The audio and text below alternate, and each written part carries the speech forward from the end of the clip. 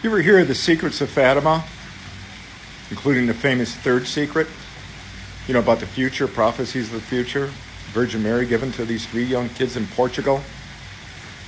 Well, you know, one of them had to do, this is 1917, had to do with the end of World War I. It was going to end soon, and it did end a year after these apparitions.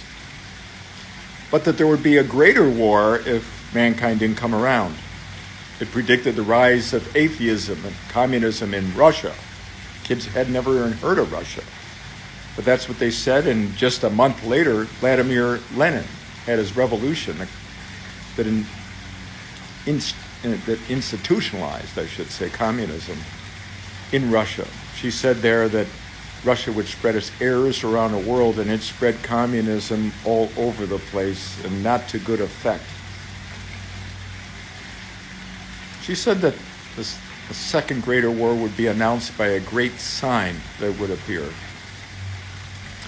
And indeed, 21 years after this, in the late 1930s, 1938, there was an unprecedented display of the aurora borealis, the northern lights, seen all across Europe and all the way down to Morocco and Africa, and in Canada, and in the United States, all the way to California and down to the Carolinas. Like curtains of fire, they said. Extraordinary displays disrupted telegraph communication and so forth. And it's interesting because, of course, right after that, Hitler took over Austria. There was annexation of Austria, beginning of that Second World War.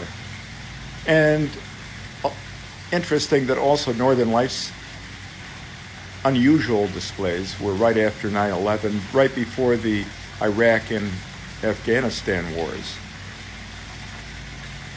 Well, now we're hearing reports of extraordinary displays of the aurora in Alaska, all the way down to the Carolinas again.